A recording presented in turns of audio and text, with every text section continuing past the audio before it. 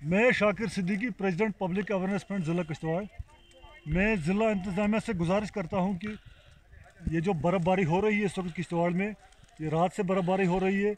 कुछ सड़कों पर तो थोड़ी बहुत बर्फ़ उठाई है एडमिनिस्ट्रेशन ने, लेकिन जो हमारे लिंक रोड है अभी भी बंद पड़े हैं।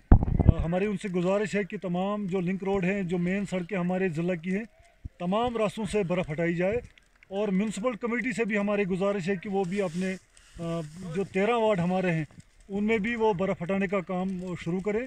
उसके साथ साथ हम ज़िला एडमिनिस्ट्रेशन से गुजारिश करते हैं कि हॉस्पिटल में जो है वो डॉक्टरों को अवेलेबल रखें, चाहे वो ज़िला अस्पताल हो, चाहे वो फार फलंग एरियाज़ में डिस्पेंसरीज़ हैं, वहाँ डॉक्टर्स को हिदायत दें कि वो वहाँ मौजूद रहें।